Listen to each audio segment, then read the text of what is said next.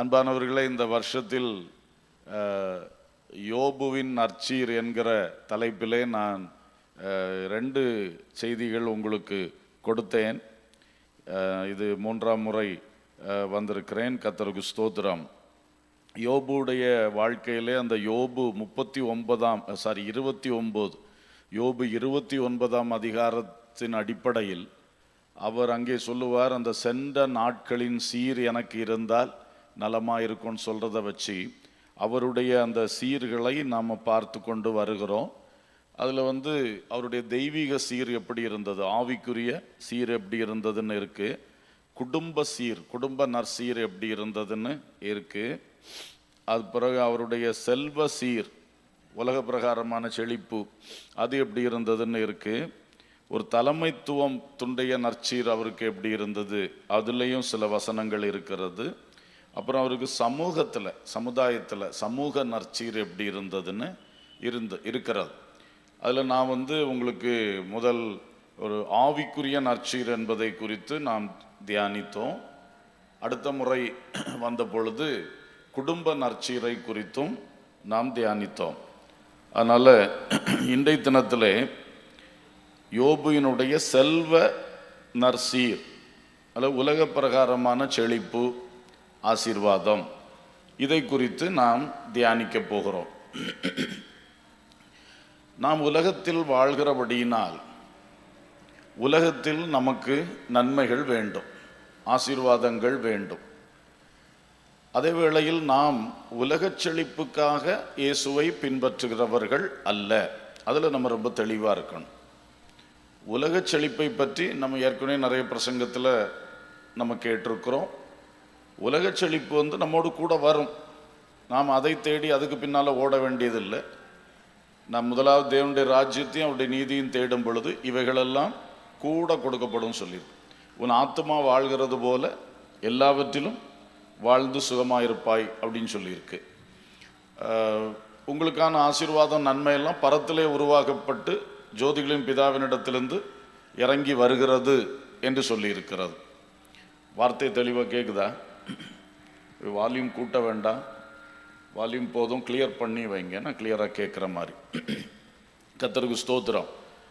அப்போது இப்படித்தான் நமக்கு உலகத்தின் ஆசீர்வாதம். அதே வேளையில் நம்முடைய அடிப்படை தேவைகளெல்லாம் நிச்சயம் சந்திப்பார்.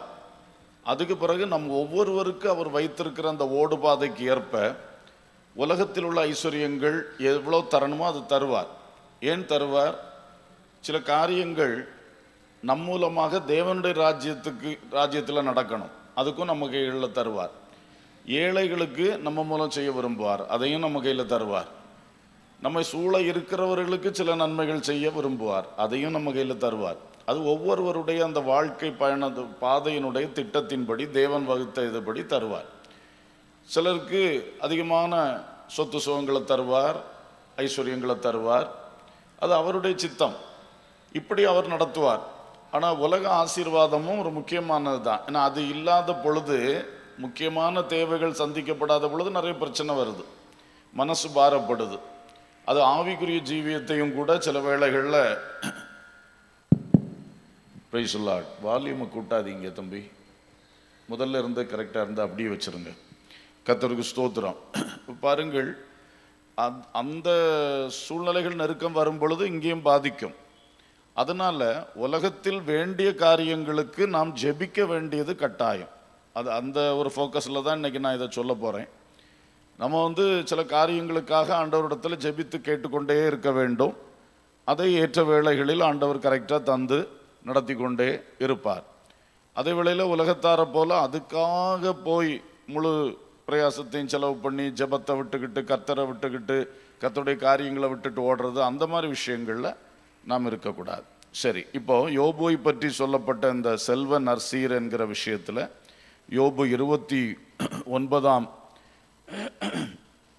அதிகாரத்தை எடுத்து வைத்துக்கொள்வோம். யோபு 29. ஸ்தோத்திரம். 4 காரியங்களை இந்த விஷயத்தில் நான் சொல்ல விரும்புகிறேன். முதலாவது காரியம் யோபு 1:3 இருக்கு, அதை நான் வாசிக்கிறேன். யோபு 1:3. அவனுக்கு 7000 ஆடுகளும் 3000 ஒட்டகங்களும் 500 ஏர்மாடுகளும் 500 கழுதைகளுமாகிய மிருக ஜீவன்கள் இருந்ததுமன்றி திரளான பணிவிடைக்காரரும் இருந்தார்கள். அதனால் அந்த மனுஷன் கிழக்கத்தி புத்திரர் எல்லாரிலும் பெரியவனாயிருந்தான். அப்போ இவருடைய செல்வ நற்சீரை குறித்து பார்க்கும் பொழுது முதலாவதாக இவருக்கு நிறைய மிருக ஜீவன்களும் பணிவிடைக்காரர்களும் இருந்தார்கள். இந்த 2 விஷயங்கள், மிருக ஜீவன்களும் பணிவிடைக்காரர்களும் இவருக்கு அதிகமாக இருந்தார்கள் என்பதை நாம் பார்க்கிறோம். ஸ்தோத்திரம். இது ஒரு ஆசீர்வாதம். அந்த காலத்தில் இது ஒரு பெரிய ஆசீர்வாதம். மிருக ஜீவன்கள் அது அந்த காலத்தில் அதுதான் பெரிய சொத்து. மிருக ஜீவன்கள் நிறைய இருக்கிற ஆள் பெரிய ஒரு ஐஸ்வர்யவான். ஆபிரகாமை பார்க்கிறோம். ஆபிரகாம், ஈசாக்கு, யாக்கோபு இவெல்லாம் நிறைய மிருக ஜீவன்கள் வைத்திருந்தார்கள். அதே மாதிரி யோபுவும் இந்த ஆபிரகாம் காலத்தில் வாழ்ந்தவன் என்று சொல்லுகிறார்கள். அவனும் பயங்கரமான அந்த கிழக்கத்தி புத்திரரிலே ஒரு பெரிய மனுஷன் என்று சொல்லக்கூடிய அளவிலே அவனுக்கு அந்த ஆஸ்தி, மிருக ஜீவன்களுடைய ஆஸ்தியும், அப்புறம் அதை மேய்க்கிறதுக்கு ஏகப்பட்ட பணிவிடைக்காரர்கள் வேணும், வேலைக்காரர்களுடைய அந்த ஆசீர்வாதமும் அவனுக்கு அதிகமாக இருந்தது. இப்போ மிருக ஜீவன்கள் என்று சொல்லும் பொழுது அது ஒரு ஆசீர்வாதம் தான். நம்ம வீட்டில் ஒரு மாடு வளர்த்தோம்னா அது எவ்வளவோ ஆசீர்வாதத்தை நமக்கு தருது. பாலை தருகிறது, பல நன்மைகளை தருகிறது. கோழி வளர்த்தா அது பிரயோஜனப்படுகிறது. எல்லாமே பிரயோஜனம்தான். மிருக ஜீவன்கள், இந்த டொமஸ்டிக் அனிமல்ஸ் என்று வீட்டோடு சார்ந்திருக்கிற அந்த மிருக ஜீவன்கள், பறவை பட்சிகள் ஒரு ஆசீர்வாதம். இன்றைக்கும் பலருடைய வீடுகளிலே அவைகள் இருக்கும். கர்த்தருக்கு ஸ்தோத்திரம். அப்போது அந்த ஆசீர்வாதம் ஒன்று அதுவே ஒரு ஆசீர்வாதம். அந்த மிருக ஜீவன்கள் இருப்பதே ஒரு ஆசீர்வாதம். அவங்களுக்கு மாடுகள், கழுதைகள், ஆடுகள் என்று பல மிருக ஜீவன்கள் இருக்கும்போது பல ஆசீர்வாதங்கள் அதிலிருந்து வந்துக்கிட்டே இருக்கும். அது ஒரு ஆசீர்வாதம். அடுத்தது பாருங்க, இந்த மிருக ஜீவன்கள் தான் உழைக்கிறது. அவர் விவசாயம் செய்ய போறாருன்னா இந்த மிருக ஜீவன்கள் தான் உழைக்கும். ஈசாக்கு அந்த தேசத்தில் விதை விதைத்தான், கர்த்தர் 100 மடங்கு பலன் கொடுத்தார். அப்போ ஒரு விதை விதைத்தார், கிருஷி பண்ணினார். அவர் மிருக ஜீவன்களை மட்டும் வைத்து மேய்த்து கொண்டிருக்கல.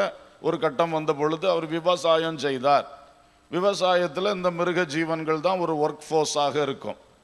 அப்புறம் இப்போ உள்ள காலத்தை நம்ம பார்க்கும் பொழுது அந்த மிருக ஜீவன்களுடைய உழைப்பு மாறி மாறி மெஷின்களுடைய உழைப்பு வந்து கொண்டே இருக்கிறது. இயந்திரங்கள், அறுவடை, நடவு தொடங்கி அறுவடை மட்டும் இப்போ என்ன பயன்படுத்தப்படுகிறது? இயந்திரங்கள் பயன்படுத்தப்படுகிறது. அப்படி அந்த மிருக ஜீவன்களையும் மனுஷ உழைப்புகளையும் குறைத்து எல்லாமே இந்த இயந்திரங்கள் டேக் ஓவர் பண்ணி கொண்டே இருக்கிற ஒரு காலத்திலே நாம் வாழ்கிறோம். அப்போ இதில் யோபுவுக்கு இந்த ஆசீர்வாதங்கள் இருந்தது போல நம்முடைய வாழ்க்கையிலும், இப்போ நம்முடைய வீட்டை பார்க்கும் பொழுது ஒரு காலத்தில் அம்மி அரைத்து கஷ்டப்பட்டது. இன்றைக்கு எல்லாருக்கும் மிக்சி வந்து விட்டது. ஆட்டுக்கல்ல ஆட்டி கஷ்டப்பட்டது, இன்றைக்கு கிரைண்டர் வந்து விட்டது. ஆழமான கிணறுகளில் தண்ணீர் கயர்னால் இழுத்து கஷ்டப்பட்ட காலங்கள் மாறி இன்னைக்கு வாட்டர் மோட்டார் வந்து விட்டது. இப்படி அநேக நன்மைகள் நமக்கு வந்திருக்கிறது.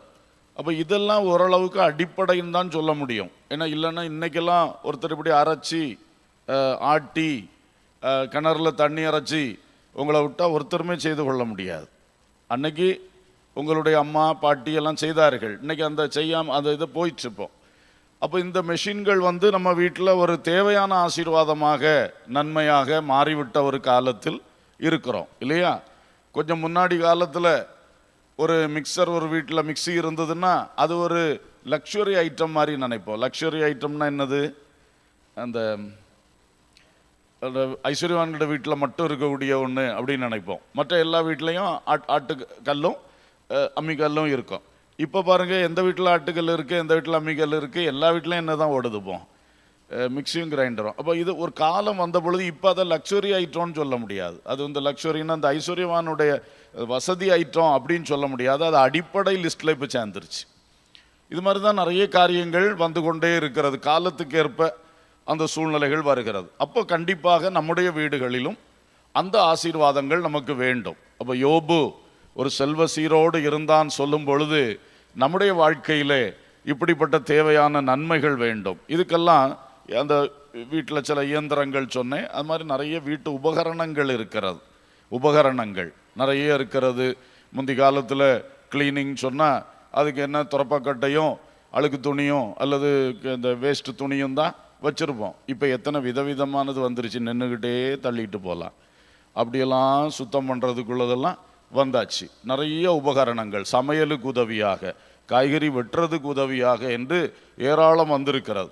அப்போ இதில் பலவீனப்பட்ட பெண்கள், வயது ஆகும் பொழுது சகோதரிகள் வேலை செய்ய வேண்டியிருக்கு, பிள்ளைகள் படிக்க போயிடுறார்கள், பேரப்பிள்ளைகள் படிக்க போயிடுவாங்க, பிள்ளைகள் வேலைக்கு போயிடுவாங்க. அப்போ அந்த பாட்டிமாரு கூட வீட்டு வேலை செய்ய வேண்டியது இருக்கும். அந்த மாதிரி இதில் இந்த உபகரணங்கள் அவங்களுக்கு கை கொடுக்கும். இல்லாட்டா எல்லாம் சரீர உழைப்பில் செய்தாங்கன்னா அவங்க பாடு ரொம்ப கஷ்டம் ஆயிரும். ஸோ இப்படிப்பட்ட நன்மைகள் இதுக்கு பொதுவாக எல்லா வீட்லேயும் இவைகள் தேவைதான். இதில் ஒருத்தர் உட்காருங்க, அந்த கேமரா பக்கத்தில் உட்காரணுமே, அவர் இங்கே போயிட்டாரு. Praise Lord. பாருங்கள், அப்போது இந்த உபகரணங்கள் நமக்கு தேவை. ஆனால் இதில் நீங்கள் என்ன செய்யணும்னா குடும்பத்தில் ஒரு பட்டியல் போட்டு வச்சுக்கிடணும். ஒரு பட்டியல் போட்டு வச்சுட்டு நீங்கள் ஜெபம் பண்ணும்போது அதுக்காக ஆண்டவர்கிட்ட ஜெபம் பண்ணணும். புருஷ மனைவி ஜெபம் பண்ணும் பொழுதும் ஜெபம் பண்ணலாம். குடும்ப ஜெபத்தில் கூட அவ்வப்போது எடுத்து ஜெபம் பண்ணலாம். இப்படி கர்த்தரிடத்தில் நம்ம ஜெபித்து கேட்டுக்கொண்டே இருக்கும் பொழுது ஒன்றன் பின் ஒன்றாய் கர்த்தர் நமக்கு தருவார். அல்லேலூயா. அதே வேளையில் இன்னைக்கு காலையில் நம்ம பிரசங்கத்தில் கேட்ட மாதிரி அந்த பொறாமை வரக்கூடாது. அந்த வீட்டில் அது இருக்குது, இந்த வீட்டில் அது இருக்குது, அந்த இது நமக்கு வேண்டாம். அந்த வீட்டில் இருக்குது, சரி பார்த்தோம், நமக்கும் இருந்தால் நல்லது, ஓகே, அந்த சிந்தையோடு நிறுத்திடணும். அப்புறம் நம்ம ஜெபத்தில் வைப்போம். கர்த்தர் நமக்கு ஒருவேளை பொருளாக தருவாரா இல்லது அதுக்குள்ள பணத்தை தருவாரா, அது வரைக்கும் வெயிட் பண்ணுவோம், அவசரப்படாண்டா. ஜெபித்து ஜெபித்து வாங்குவோம். இப்படி வாங்கும் பொழுது நம்முடைய விசுவாச வாழ்க்கையும் கூட பலப்படும். அல்லேலூயா. நமக்கு ஆண்டோட்டு கேட்டு கேட்டு எல்லாம் வாங்கணும் அப்படி சொல்லி அந்த பழக்கம் ரொம்ப நல்ல பழக்கம். ஸோ ஒரு பட்டியல் போட்டு வச்சு எல்லா பொருள், சின்ன பொருள்லேருந்து பெரிய பொருள் வரைக்கும் நமக்கு தேவை. இந்த வீட்டில் இது இருந்தால் எனக்கு வசதியாக இருக்குமே, கஷ்டப்படாண்டாமே, வாஷிங் மெஷின் இப்படி நிறைய இருக்குல்ல, பட்டியல் சொல்ல போனால் நிறைய இருக்கும். அப்போ இதெல்லாம் 1 by 1 நம்ம ஆண்டவர்கிட்ட பட்டியல் போட்டு வச்சு ஜெபம் பண்ணும்போது அதை ஆண்டவர் கண்டிப்பாக தருவார். ஆனால் பொறாமைக்கு இடம் கொடுக்கக்கூடாது. பொறாமைக்கு கூட அடுத்து என்ன வரும்?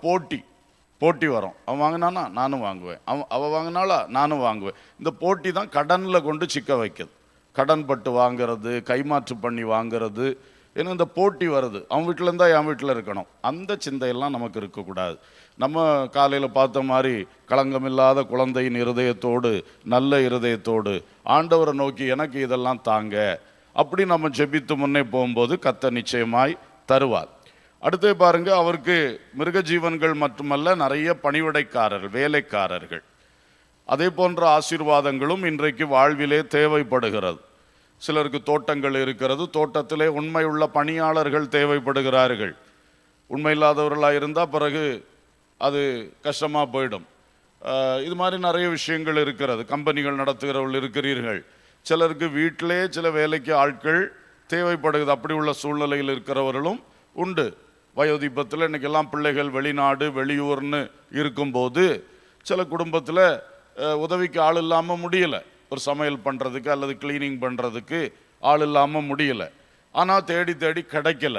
சில வீட்டில் அவ்வளோ சங்கடப்படுறாங்க, கிடைக்கலையே, பயங்கரமான சம்பளம் கொடுத்தா தான் இப்போது வேலைக்கு ஆள் கிடைக்குது. அதனால் அந்த தாத்தாவும் பாட்டியும் கஷ்டத்தோடு செய்யக்கூடிய நிலைமைகள். அவங்க எவ்வளோ செய்தாலும் அவங்க சுத்திகரிக்க முடியாது அவங்களால. கடைசியில் அந்த வீடு பரிதாபமாக இருக்கும். இப்படியெல்லாம் இருக்கக்கூடிய நிலைமைகள் இருக்கிறது. அப்போ இது நமக்கு ஆள் உதவி தேவை. ஒன்று பணிவிடைக்காரர்கள், ரெண்டாவது எல்லாத்துக்கும் பணிவிடைக்கு ஆள் வைக்க முடியாது, சம்பளத்துக்கு வைக்க முடியாது. சில ஹெல்ப் பண்ணக்கூடிய ஆட்கள் முந்தின காலத்தில் அப்படியே பிள்ளைகளும் வாலிபர்களும் எல்லாம் சமுதாயத்தில் அப்படியே நிறைந்திருப்பார்கள். 4 வீடு இருக்குன்னா எந்த வீட்டு பிள்ளை எந்த வீட்டு பிள்ளைன்னு தெரியாது, அந்த அளவுக்கு இருப்பார்கள். அப்போ எந்த காரியத்தை உடனே ஒரு சத்தம் போட்டு கூப்பிட்டா போதும் ஓடி வந்து உதவி செய்வார்கள். இன்னைக்கு யார் இருக்கா? அன்னைக்கு வீடுகளில் காம்பவுண்டும் கிடையாது, யாரை கூப்பிட்டாலும் ஓடி வருவார்கள். வீடுகளில் கதவு பூட்டுறதும் கிடையாது, காலையில் திறந்தா ராத்திரி தான். அப்படி ஒரு கால வாழ்க்கை இருந்தது. ஆனால் இன்னைக்கு அதெல்லாம் போச்சு. ஒரு எமர்ஜென்சி கூப்பிட்டா கூட ஆள் கிடைக்க மாட்டேங்க. அப்போ இதெல்லாம் நமக்கு ஒரு கட்டு மாதிரி மாறுது. திடீர்னு ஒரு சோமில்லாமல் ஆயிட்டு, ஒரு சிச்சுவேஷன் வந்துட்டு தூக்கிறதுக்கு ஆள் இல்லையே, அதை கூப்பிட்டாலும் யார் இருக்கிறா, எல்லாம் பிஸியாக இருக்கிறார்கள். அதனால இந்த மாதிரி விஷயங்களுக்கும் கூட இதெல்லாம் யோபுவுக்கு ஆண்டவர் கொடுத்திருந்த ஆசீர்வாதம். அல்லேலூயா. இன்னைக்கு அவருக்கு இந்த செல்வ சீரை பற்றி நம்ம பேசுறதுனால இதுவும் நமக்கு தேவை. அவரை போல 1000 வேலைக்காரர் நமக்கு வேண்டாம். ஆனால் தேவையான ஒன்றோ ரெண்டோ தேவைப்படுதே, இல்லை உதவி ஆட்கள் நமக்கு தேவைப்படுதே. ஆனால் நீங்கள் இதெல்லாம் இல்லை அப்படின்னு நினச்சிட்டு இருந்தீங்கன்னா இல்லை தான், கேட்கலாம். நம்ம விசுவாசத்தோடு ஆண்டவர்கிட்ட ஜெபம் பண்ணும்போது எல்லாம் நமக்கு தருவார். அல்லேலூயா. அப்போ இந்த உதவிக்கு ஆட்கள் நாம் ஜெபம் பண்ணி கேட்கும் பொழுது ஆண்டவர் நம்ம காரியத்துக்கு ஆட்களை எழுப்பி தருவார். ஸோ இந்த முதல் 2 காரியம் பார்த்தோம், மிருக ஜீவன்கள், பணிவிடைக்காரர்கள். ரெண்டாவதாக அந்த 29ஆம் அதிகாரத்தில் 6வது வசனம், 29:6 பாருங்க. என் பாதங்களை நான் நெய்யினால் கழுவினேன், கன்மலைகளிலிருந்து எனக்காக எண்ணெய் நதி போல ஓடி வந்தது. அந்த செல்வ நாட்களின் சீர் இப்போது இருந்தால் நலமாயிருக்கும். அடுத்த ஒன்று சொல்றாரு, எண்ணெயும் நெய்யும். முதல்ல மிருகஜீவன்களும் பணிவிடைக்காரரும், அடுத்து என்னது? எண்ணெயும் நெய்யும். தலைக்கு எண்ணெய் நதி போல ஓடி வந்துச்சான், பாதங்களுக்கு நெய் எப்பொழுதும் சம்பூர்ணமாக அவருக்கு கிடைத்தது என்று சொல்லுகிறார். இப்போ இந்த பாதங்கள் அப்படி சொல்லும் பொழுது பாதங்களுக்கு என்ன நெய்? இந்த காலத்தில் பாருங்க கிரீம் போடுவார்கள், அதுதான் நெய்ன்னு சொல்லுது. அந்த காலத்தில் நெய், பட்டர். இப்போ அது பல மறுரூபங்கள் அடைஞ்சு வந்துருச்சு. என்ன, காலுக்கு ஒரு சுத்திகரிப்புக்காக சில காரியங்கள் பயன்படுத்துவார்கள். சிலர் பாருங்க ஆரோக்கியத்துக்காக கால் வெடிச்சு போகும், பாதம் வெடிச்சு போகும், அப்போ அதுக்கு ஒரு இதை போடுவார்கள். பனி வந்துன்னா பனிப்பத்து மாதிரி பிடிச்சி போகும், அந்த காலெல்லாம் ஒரு மாதிரி இந்த இதுக்கு மீனுக்கு செல்லு இருக்கிற மாதிரிலாம் சில வேளை என்ன செய்கிறோம் ஆயிரும். அப்போ இதுக்கெல்லாம் என்ன செய்வார்கள்? க்ரீம். அவருக்கு அந்த ஆசீர்வாதங்கள், அவருக்கு அப்போ வெண்ணெய் இருந்தது அப்படின்னு சொல்கிறாரு. அடுத்தது அதோட இங்கிலீஷில் படித்து பார்க்கும்போது when my steps were washed with butter அப்படின்னு போட்டிருக்கு. அவருடைய பாதம்னு சொல்லலைங்க, ஸ்டெப்ஸ். ஸ்டெப்ஸ்னா படிகள், அவருக்கு அடிகள், காலடிகள், அவர் நடந்து போகிற பாதை, அந்த அடிகளெல்லாம் நெய்யினால் கழுவப்பட்டது, நெய்யினால் கழுவப்பட்டதுன்னு சொல்கிறார். ஆச்சரியமாக இருக்குது. இது என்ன, நடக்கிற பாதை என்ன தண்ணி விட்டு கழுவுவார்கள். இவர் சொல்றாரு, என்னுடைய நடை, என்னுடைய பாதைகள் எல்லாம் வெண்ணெயினால் என்ன செய்யப்பட்டது, கழுவப்பட்டது அப்படிங்கிறார். அப்படின்னா அவருக்கு விலையேற பெற்ற விஷயங்கள் சாதாரணமானதாக இருந்தது. அவ்வளவு செல்வ சீரில் இருந்தார். அல்லேலூயா. சாலமோன் காலத்தில் தங்கத்துக்கும் வெள்ளிக்கும் ஒரு மதிப்பே இல்லை. ஏன் மதிப்பு இல்லாமல் போச்சு? அவர் அவ்வளவு சேர்த்துட்டார். அப்போ சேர்த்தாச்சுன்னா அதுக்கு என்ன இல்லாமல் போச்சு? கடைசியில் ஒரு மதிப்பே இல்லாமல் போச்சு. அது மாதிரி தான் யோபுவுக்கு அவ்வளவு ஆசீர்வாதம் பெறுகிறதுனால அவர் நெய்யை வச்சே காலை கழுவுறதும் நெய்யை வச்சே பாதையை சுத்தம் பண்ணுறதும் அளவுக்கு அவர் என்ன பண்ணுறாரு, வாழ்ந்திருக்கிறார். கர்த்தருக்கு ஸ்தோத்திரம். இப்போ நமக்கும் கூட பரம எருசலேமில் போகும் பொழுது நடக்கிறதுக்கு ஆண்டவர் எப்படி பாதை போட்டிருக்காரு? பசும்பொன் தரை போட்டிருக்காரு, பசும்பொன் சாலை, ரோடு போட்டிருக்காரு. அல்லேலூயா. ஏன்னா அவரை பொறுத்த மட்டும் இதெல்லாம் ஒரு பொருளே கிடையாது. நவரத்தின கற்களை வச்சு அஸ்திபாரம் போடுறார். பாருங்க, இந்த காலத்தில் கல் கூட, சாதா கருங்கல் கூட கிடைக்க மாட்டேங்கி, எல்லாத்தையும் காங்கிரீட்டு தான் போட வேண்டியதாக இருக்கு. மணல் கிடைக்க மாட்டேங்கி, இது என்ன பொடி, பாறைப்பொடி போட வேண்டிய சூழ்நிலையில் போயிட்டுருக்கோம். ஆனால் பரம எருசலேமில் போகும்போது அவருக்கு இது ஒன்றும் பஞ்சமே கிடையாது, தாராளம். அல்லேலூயா. இது மாதிரி தான் யோபுவுக்கு இந்த சில விஷயங்கள் ரொம்ப தாராளமாக இருந்ததுனால அவர் அந்த விலை உயர்ந்ததை போய் சாதாரண காரியத்துக்கு என்ன பண்ணியிருக்காரு, பயன்படுத்தி இருக்கிறார். அந்த அளவுக்கு அவருக்கு செல்வ செழிப்பு இருந்தது. அதனால நம்மளும் இப்படி செய்யணும்னு எடுத்துடக்கூடாது. இல்லை, எல்லாம் சொல்லும்போது சிலது அப்படியே பின்பற்றக்கூடிய பாடமாக இருக்கும், சிலது அப்படி செய்யக்கூடாது என்கிற பாடமாகவும் இருக்கும் இல்லையா? ஒருவேளை உங்களில் ஒருத்தருக்கு அப்படி கிடச்சிட்டுன்னு வச்சுக்கிடுங்களேன், உங்களுக்கு அளவுக்கு மிஞ்சி ஐஸ்வர்யம் உங்களுக்கு வந்துருச்சு, நீங்கள் நினச்சா என்னென்னமோ செய்து போடலாம், வீட்டில் தங்கத்தாலே சேர் செய்து போட்டு உட்காரலாம், அந்த அளவுக்கு வந்துருச்சுன்னு வச்சுக்கிடுங்களேன். இருந்தாலும் டூ மச்சாக போகக்கூடாது. அல்லேலூயா. ஓவராக போனால் அது கர்த்தருக்கு பிரியம் இருக்காது. நமக்கு வேண்டியது ஓரளவு சரி, கொஞ்சம் நல்லதாக பண்ணிக்கிடுவோம், ஒன்றும் பிரச்சனை இல்லை. ஆனால் அதுக்குன்னு வெண்ணெய் எடுத்து பாதையில் ஊத்துன்னு சொன்னால் அந்த அளவுக்கு நம்ம என்ன செய்வோம். அது பழைய ஏற்பாட்டு விஷயம். புதிய ஏற்பாட்டில் ரொம்ப கவனம், கட்டுப்பாடு நமக்கு தேவை. ஏன்னா நான் முதல்ல சொல்லிட்டேன், நமக்கு ஆசீர்வாதம் நமக்குரியதை தர்றாரு, நம்முடைய பெற்றோருக்கு கொடுக்க வேண்டியதை தர்றாரு, சொந்த பந்தங்களுக்கு அல்லது உறவின் சகோதரங்களுக்கு செய்ய வேண்டியதையும் நம்ம கையில் தராரு, ஏழைகளுக்கு செய்ய வேண்டியதையும் தராரு, ஆண்டோடைய ராஜ்யத்துக்கு செய்ய வேண்டியதையும் தராரு. இதெல்லாம் சேர்த்து தான் நமக்கு அது பெருகுது. உடனே நம்ம இஷ்டத்துக்கு எல்லாம் எடுத்து என் காலுக்கு கீழே போட்டு மிதிப்பேன்னு சொன்னால் அது தேவனுக்கு பிரியமாக இருக்காது. ஸோ கண்டிப்பாக வளர வளர கட்டுப்பாடுகள் ரொம்ப நமக்கு தேவை. எனக்கு இதை வச்சுக்கிடுவோம், என் குடும்பத்துக்கு இதை வச்சுக்கிடுவோம், அப்படி ஒரு கட்டுப்பாடு எல்லைக்கோடு வைத்து வைத்து போகும் பொழுது நன்றாக இருக்கும். ஆனால் யோபுவுக்கு இப்படிப்பட்ட நற்சீர் இருந்தது. சரி, ஒரு பாதத்தை பற்றி சொன்னதுனால, நடைகளை பற்றி சொன்னதுனால பாருங்கள், நமக்கு இன்னைக்கு சிலருக்கு வீட்டில் வீடை கட்டினார்கள், இதுவரை தர போடலை, எல்லா வேலையும் செய்தார்கள், ஆனால் என்ன செய்யலை. நிறைய வீடுகளில் இப்படி ஒரு சூழ்நிலை இருக்குது. பிரதிஷ்டையெல்லாம் முடிச்சிருவாங்க, தரையை சும்மா அப்படியே ரஃப்பாக பூசி விட்டுருவார்கள். ரஃப்பாக பூசி விட்டால் பிறகு அது கொஞ்சம் வருஷங்கள் கொண்டு அது நடக்கவே நடக்காது. இப்படி இருக்குது. இனி சிலர் பின்னால் அதில் பேப்பர் ஒட்டுகிறார்கள். இப்போ ஒரு பேப்பர் வந்திருக்கு, அதை ஒட்டி அழகான தர போல் இருக்கும், அப்புறம் அதை மாற்றிக்கிட்டே இருக்கணும். இது மாதிரி இருக்கிறது. கர்த்தர் உங்களுக்கு அந்த குறைகளை நிறைவாக்கி ஆசீர்வாதம் தருவாராக. அல்லேலூயா. வெளியெல்லாம் நல்ல இன்டர்லாக் போடுற ஒரு பழக்கம் எல்லாருக்கும் வந்து போச்சு. சகதி அடிக்காது, தொந்தரவில்லை, ஸ்லிப்பாகாது என்று சொல்லி இப்படிப்பட்ட ஆசீர்வாதங்கள் நமக்கு வேண்டும். பாதம் என்று சொல்லும் பொழுது பாதரட்சைகளின் ஆசீர்வாதமும் நமக்கு ரொம்ப தேவை. இதெல்லாம் ஜெப விஷயமாக தான் சொல்லிக்கிட்டு இருக்கேன். உங்களுக்கு ஆசையை தூண்டுறேன்னு தப்பாக நினச்சிட விட. ஏன்னா நமக்கு வேண்டியது தான் நான் சொல்கிறேன், ஓவரானதை சொல்லலை. பாதரட்சைகளின் ஆசீர்வாதம் நமக்கு தேவை.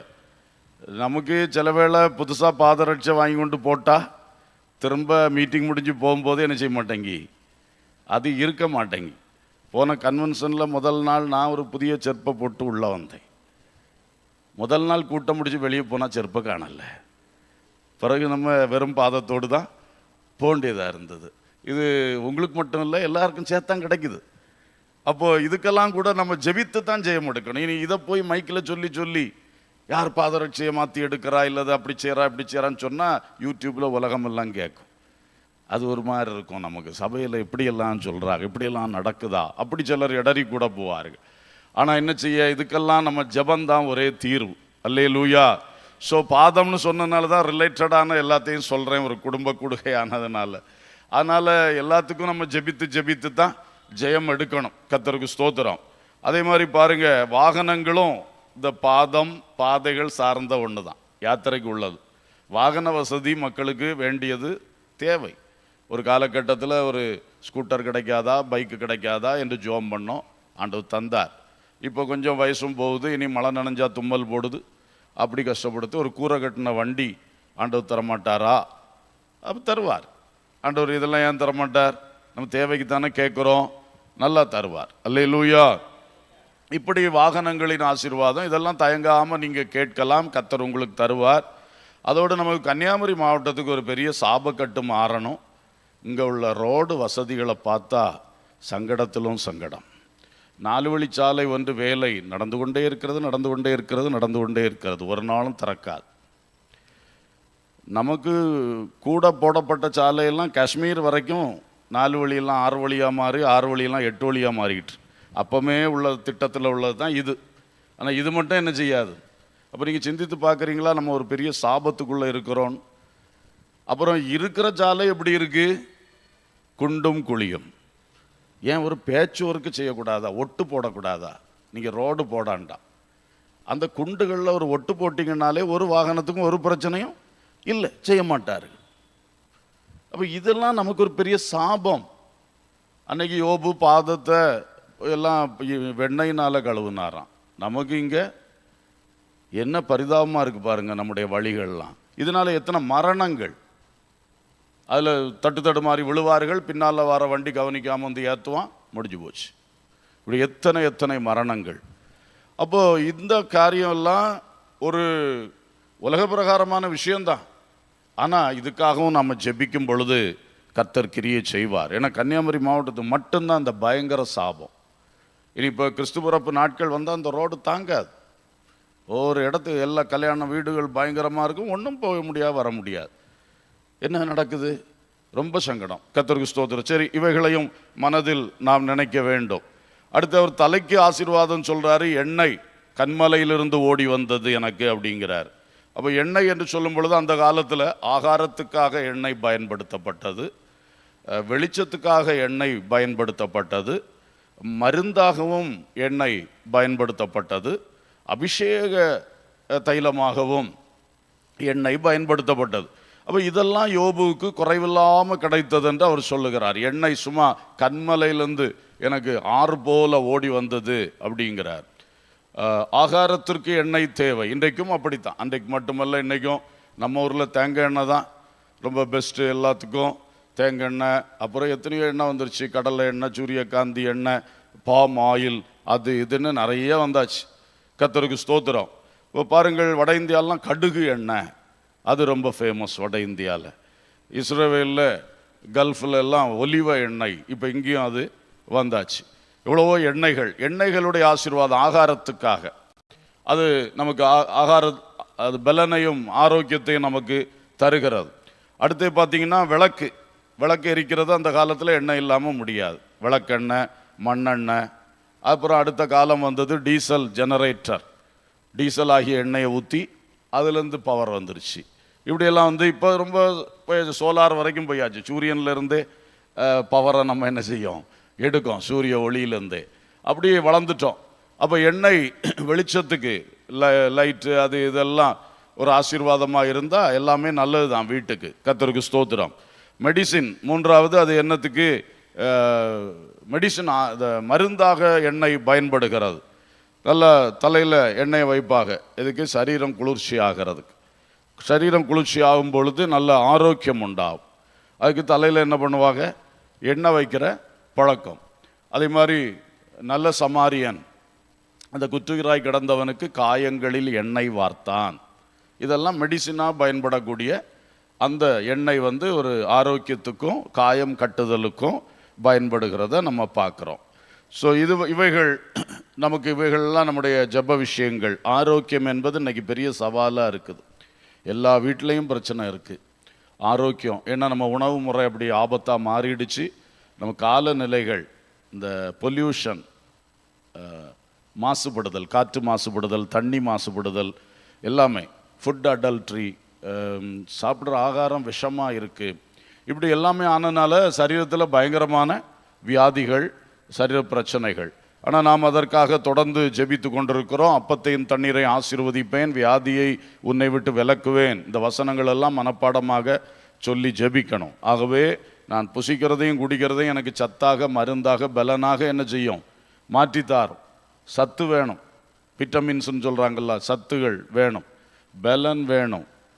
அது மருந்தாகவும் மாறணும் ஆகாரங்கள். அப்போ நம்ம சாப்பிட்ற ஆகாரங்களே ஆண்டவர் அப்படி ஆசீர்வதித்து தந்துட்டாருன்னா, நாம் எப்போவும் ஜெபிக்கிறது மாதிரி எங்களை மருந்துக்கு விலக்கி காத்துக்கொள்ளும், மருத்துவத்துக்கு விலக்கி சொல்லுங்க. இதெல்லாம் எப்பவும் சொல்லணும் வாயிலேருந்து. இதெல்லாம் எப்பவும் வந்து கொண்டிருக்க வேண்டிய விஷயம். வந்து கொண்டிருந்தோன்னா கர்த்தர் கிருபை செய்வார். மருந்துக்கு விலக்கி காத்துக்கொள்ளும், மருத்துவத்துக்கு விலக்கி காத்துக்கொள்ளும், மருத்துவருக்கு விலக்கி காத்துக்கொள்ளும், மருத்துவமனைக்கு விலக்கி காத்துக்கொள்ளும். இதெல்லாம் அவ்வப்போது நம்ம அறிக்கை பண்ணி பண்ணி பண்ணி ஜோம் பண்ணிட்டு இருந்தால் அதில் ஒரு எஃபெக்ட் இருக்கும். கர்த்தர் நிச்சயமாக ஒரு கிரியை நமக்கு செய்வார். கண்டுகொள்ளாமல் போனால் அந்த ஆசீர்வாதத்தை நம்ம பெற்றுக்கொள்ள முடியாது. அப்போ ஆகாரம் சாப்பிடும் பொழுதெல்லாம் கண்டிப்பாக அப்பத்தையும் தண்ணீரை ஆசீர்வதிப்பேன், வியாதியை ஒன்று விட்டு விலக்குவேன். குளிக்கும் பொழுது கூட ஆண்டவரை அப்பத்தையும் தண்ணீரை ஆசீர்வதிப்பேன், வியாதியை ஒன்று விட்டு விலக்குவேன். இப்படி இந்த வார்த்தைகளை சொல்லி சொல்லி ஒரு ஸ்தோத்திரம் பண்ணி நம்ம செய்யணும். கண்டிப்பாக ஆண்டவர் இந்த ஆசீர்வாதங்கள் தருவார். அப்போ நான் என்ன சொன்னேன்? இது எண்ணெய் வந்து ஆகாரம், அடுத்து வெளிச்சம், அடுத்து மருந்து, அடுத்து அபிஷேகம், அனாயிண்டிங். அந்த காலத்தில் ராஜ அபிஷேகம் உண்டு, ஆசாரிய அபிஷேகம் உண்டு, தீர்க்கதரிசியின் அபிஷேகம் உண்டு. 3 பேருக்கும் அந்த தலையில் அந்த அபிஷேக எண்ணெயை ஊற்றி அதை வந்து ஆர்டைன் பண்ணுவார்கள். நம்ம இப்போ எண்ணெயை ஊற்ற மாட்டோம், கைகளை வைத்து. புதிய ஏற்பாட்டில் மூப்பரான சங்கத்தார் கைகளை வைத்து அபிஷேகம் பண்ணுறோம். அந்த நாட்களிலே என்னன்னு சொன்னால் எண்ணெயை ஊற்றி என்ன பண்ணுவார்கள்? அபிஷேகம் பண்ணுவார்கள். இது எதை காட்டுறது? பதவிகள், உயர்வுகள், அதிகாரங்கள் போன்றவைகளுக்கு அது அடையாளமாக இருக்கு. இப்போ நம்ம வாழ்க்கையிலையும் வளர்ந்து வரும் பொழுது நாமும் சரி, நம்முடைய சந்ததிகளும் நல்ல பதவிகளில் வரணும். உயர்வு, படிப்பிலும் சரி, பணியிலும் சரி, வாழ்க்கை தரத்திலும் உயர்வுகள் வரணும். அதே மாதிரி அதிகாரங்கள் அதிலே நம்ம எழும்பி வரணும். அப்போ தான் ஆண்டவருடைய ராஜ்யத்துக்கும் ஊழியத்துக்கும் பிரயோஜனமாக இருக்கும், வாழ்க்கைகளுக்கும் சமுதாயத்துக்கும் பிரயோஜனமாக இருக்கும். ஸோ இவைகள் அவருடைய தலைக்கு வந்த ஆசீர்வாதங்கள். எண்ணெய் கண்மலையிலிருந்து நதி போல ஓடி வந்தது அப்படிங்கிறார். இதெல்லாம் அவருடைய செல்வ சீர். அதில் நம்மளும் நம்முடைய இன்னைக்குள்ள காலகட்டத்துக்கு என்ன தேவை என்று நினைப்பூட்டப்படுகிறோம். அல்லேலூயா. மிருக ஜீவன்களும் பணிவிடைக்காரரும். ரெண்டாவது எண்ணெயும் நெய்யும். மூன்றாவது யோபு 29:19 சொல்றாரு. 29:19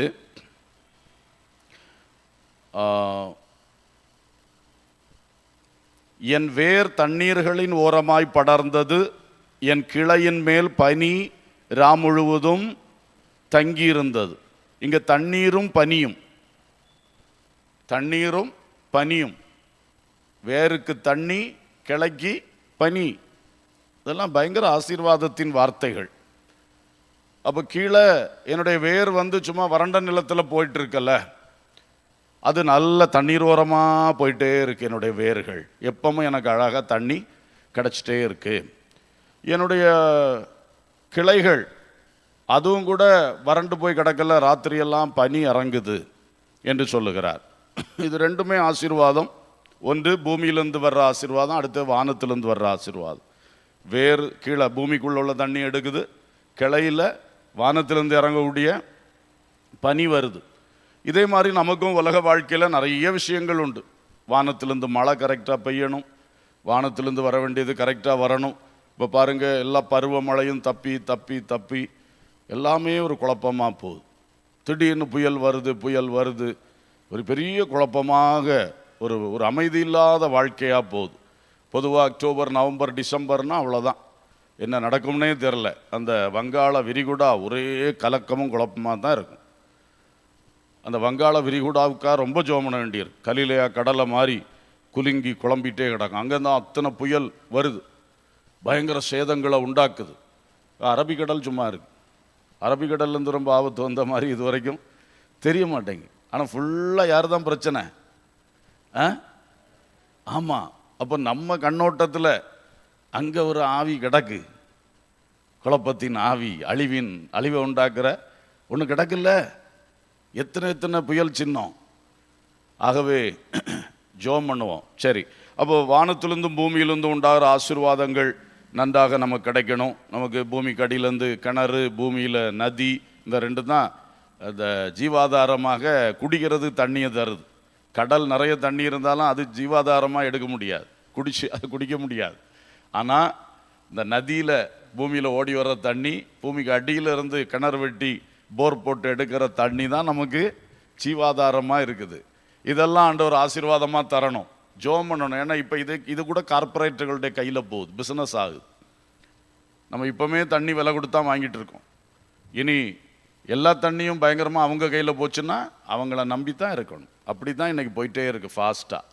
அதனால் இப்பொழுதே நம்ம கொஞ்சம் இதுகளுக்கெல்லாம் தெரிஞ்சதுக்கு, நம்ம அறிந்ததுக்கு ஜெபம் பண்ணிக்கிட்டே வந்தோம்னா கர்த்தர் ஜெபத்தை கேட்பார்.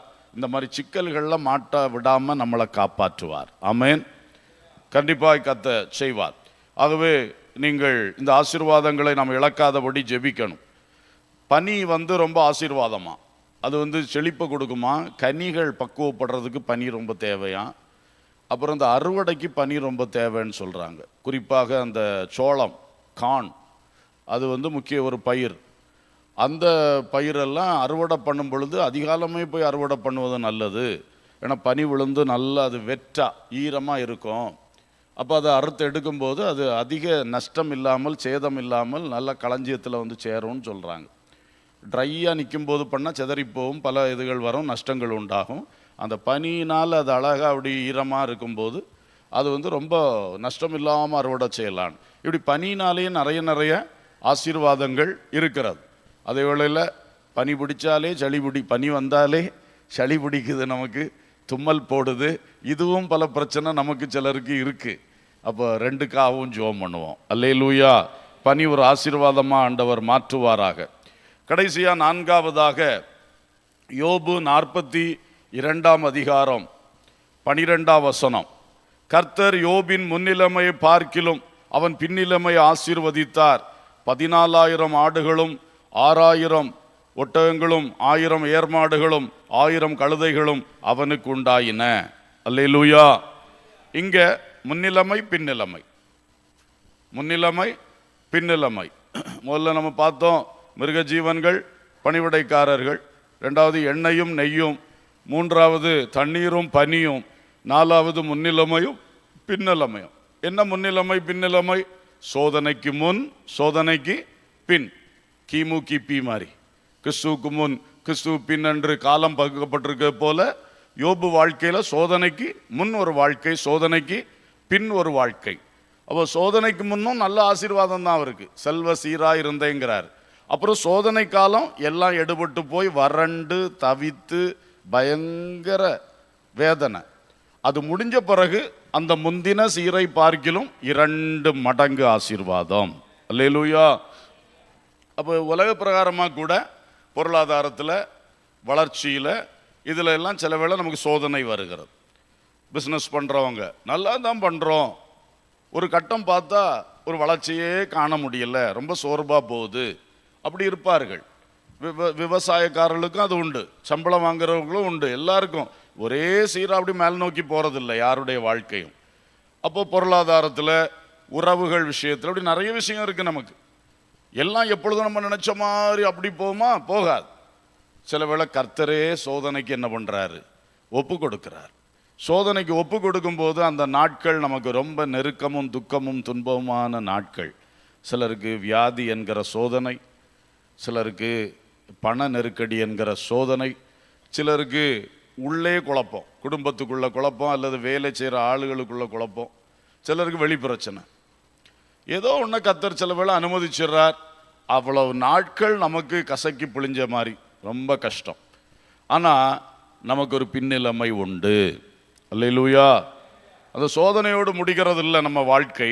சோதிக்கப்பட்ட பின் சுத்த பொன்னாய் விளங்குவேன், உபத்திரவப்பட்ட நல்லதும் பிரமாணங்களை கற்றுக்கொண்டேன், அழுகையின் பள்ளத்தாக்கை உருவ நடந்து நீரூற்றாய் மாற்றிக்கொண்டேன். அப்போ அந்த பின்னிலைமை ஒன்று இருக்கு. யோபு முன்னிலைமை நல்ல சீர், செல்வ சீர். உபத்திரவ காலம் படு நெருக்கம். அடுத்தே பார்த்தீங்கன்னா அந்த செல்வ சீரை விட டபுள் மடங்கு செல்வ சீர். அல்லேலூயா. ஸோ நிச்சயமாக உலக விஷயத்திலும் அப்படி தான் உடனே சோர்ந்து போகக்கூடாது. உடனே திட்டங்களை மாற்றி மாற்றி போட்டுறக்கூடாது. ஆண்டவர்கிட்ட ஜெபம் பண்ணி தெளிவாக தான் அந்த திட்டங்களை மாற்றணுமே தவிர, ஒரு சோதனை வந்துட்டுன்னு திட்டத்தை மாற்றினா பிறகு சக்ஸஸே கிடைக்காம போயிடும். ஏன்னா கர்த்தர் அந்த இடத்த சோதிச்சு அந்த இடத்த ஆசீர்வதிக்க விரும்புவார். அப்போ நம்ம அந்த சோதனையை கண்டு பயந்து அந்த விஷயத்தை மாற்றி வச்சிட்டோம்னா பிறகு எங்கே ஆசீர்வதிக்க முடியும்? அதனால கர்த்தருடைய திட்டங்கள் நமக்கு தெரியாதனால அவசரப்படக்கூடாது. அதுலேயும் உபத்திரவ காலம், சோதனை காலம், வேதனை காலத்தில் திடீர் முடிவுகள் எடுக்கவே கூடாது. அல்லேலூயா. அது ஸ்பிரிச்சுவல் லைஃப்லையும் சரி, உலக வாழ்க்கையிலையும் சரி, குடும்பம் எந்த காரியத்திலையும் நெருக்கத்துக்குள்ளே இருக்கும்போது பட்டு பட்டுன்னு தீர்மானம் எடுத்துறாதீங்க. ஏன் அவர் அந்த நெருக்கத்தை அனுமதிச்சா நமக்கு தெரியல. அது தெரியாமல் இருக்கும்போது நம்ம பாட்டு குழப்பி விட்டுட்டோம்னா அவருடைய திட்டத்தையே நம்ம மாற்றி வச்சிருவோம். பிறகு அவர் செய்ய வேண்டியது செய்ய முடியாமல் போகும், பட்டப்பாடுகள் வேஸ்டாக போகும். அது வந்துடவே கூடாது. முன்னிலைமை பார்க்கிலும் ஒரு பின்னிலைமை கண்டிப்பாக உங்களுக்கு மேன்மையாக இருக்கிறது. அதுக்கு இடையில தான் இந்த சோதனை காலம். சோதனை காலம் ஒரு குறிப்பிட்ட காலம்தான், தற்காலிகம்தான், குறைவான ஒரு காலகட்டம்தான். ஆனால் பின்னிலைமை என்பது பெரிய ஆசீர்வாதம். ஆகவே அதையும் நாம் கவனத்தில் கொள்வோம். யோபுக்கு இருந்த செல்வ சீரிலே சில காரியங்களை நாம் தியானித்தோம். நான் உங்கள் வாழ்க்கைகளை ஆண்டவர் ஆசீர்வதிப்பாராக. ஜெபம் பண்ணுவோம். பரலோக பிதாவே, இதோ சில குடும்பங்களாக ஒன்று சேர்ந்து உங்கள் பாதத்தில் வந்தோம். யோபுவுக்கு சென்ற நாட்களில் இருந்த செல்வ சீர் என்று அவர் சொன்னாரே, அதில் ஒரு 4 குறிப்புகளை நாங்கள் தியானித்தோம் தகப்பனே. அதை வைத்து சில நடைமுறை விஷயங்களையும் பேசிக்கொண்டோம். எங்களுடைய குடும்ப வாழ்க்கை மற்றும் வேலை, தொழில், எங்களுடைய தனிப்பட்ட காரியங்களுக்கு உலகத்தில் பல காரியங்கள் தேவையாய் இருக்கிறது. அதையும் எங்கள் தேவன் எங்களுக்கு சம்பூரணமாய் தந்து கொண்டு இருக்கிறீர். அதே வேளையில் எங்களுடைய ஆவிக்குரிய விஷயத்தை நீர் முதன்மைப்படுத்துகிறபடியினால் இந்த உலக ஆசீர்வாதத்தினால அந்த ஆவிக்குரிய ஆசீர்வாதம் குறைந்து விடக்கூடாது, தடைபட்டு விடக்கூடாது, பரலோக பயணம் வழிமாறிவிடக்கூடாது என்று நீர் கருத்தாய் இருக்கிறீர். அதையும் நாங்கள் புரிந்து கொள்ளுகிறோம். ஆகவே நாங்களும் நீர் நடத்துகிற அந்த அனுபவத்துக்கு அர்ப்பணித்தவர்களாக நீர் தந்தவைகளுக்கு ஸ்தோத்திரம் செலுத்தி செலுத்தி சந்தோஷத்தோடு முன் செல்ல, திருப்தியோடு முன் செல்ல உதவி செய்யும். ஆனால் இன்னும் எங்களுக்கு தேவைகள் உண்டு. அவைகளையெல்லாம் பட்டியல் போட்டு வச்சு ஜெபிக்கக்கூடிய கிருபைகளை தாரும். குடும்பமாய் ஒருமனப்பட்டு அந்த பட்டியல்களை வைத்து ஜெபம் பண்ணும்போது நீங்கள் அதை தர தர எங்கள் குடும்பத்தார் எல்லாருக்குமே ஒரு விசுவாசம் வளருமே. நாங்கள் ஆண்டவர்கிட்ட கேட்டோம், கர்த்தர் எங்களுக்கு தந்தார் என்று சொல்லி எங்கள் பிள்ளைகளுக்கும் விசுவாசம் வளர ஏதுவாகுமே. ஆகவே பட்டியல் எழுதி வைத்தோமோ அல்லது மனதில் பட்டியலை வைத்தோமோ அதை சொல்லி சொல்லி ஜெபிக்கக்கூடிய கிருபைகளை எல்லாருக்கும் தாரும். அதே வேளையில் பொறாமைக்கோ போட்டிக்கோ இடம் இல்லாதபடி எங்கள் வாழ்க்கையை காத்து வெற்றியாய் முன் செல்லவும் நீங்கள் கிருபை தாங்க. எல்லாரையும் ஆசீர்வதியும். இன்றைக்கு உலக பிரகாரமான ஆசீர்வாதங்களில் எதில் தடைகள் இருக்கிறது, இயேசுவின் நாமத்தில் அந்த தடைகளை மாற்றி தாரும், அந்த கட்டுகளை மாற்றி தாரும். எங்கள் குறைகள் இருந்தால் மன்னித்து எங்களுக்கு போதித்து எங்களை சரி செய்து ஆசீர்வாதத்தின் பாதையில் சமாதானத்தின் பாதையில் நடத்தும். நாங்கள் பிறருக்கு கொடுக்கத்தக்கதாய் எங்களுக்கு உண்டாயிருக்க நலமான வேலை செய்து பிரயாசப்பட வேண்டும் என்று சொன்னது போல அப்படி செயல்பட எங்கள் ஒவ்வொருவருக்கும் கிருபை செய்யும்.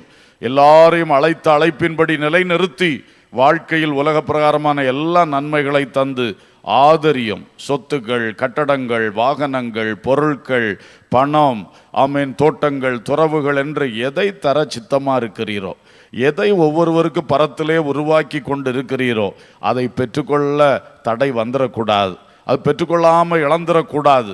நாங்கள் அதுக்கு மிஞ்சி ஒன்றும் கேட்கலப்பா, நீங்கள் எங்களுக்காக உருவாக்கினதை நாங்கள் பெற்றுக்கொள்ள எங்களை வழிநடத்தும். அதற்காக ஜெபித்து ஜெபித்து கேட்டு கேட்டு முன் செல்ல உதவி செய்யும். விசுவாசத்தில் விருத்தி அடைந்து முன் செல்ல உதவி செய்யும். எல்லா நன்மைகள் எங்களுக்கும் எங்கள் பிள்ளைகளுக்கும் தந்து ஆசீர்வதியும் என்று ஜெபிக்கிறோம். கிருபைக்கு ஒப்பு கொடுக்கிறோம். துதி கனம் மகிமை உமக்கே செலுத்துகின்றோம். இயேசுவின் நாமத்தில் கேட்கிறோம் ஜீவனுள்ள பிதாவே, ஆமென்.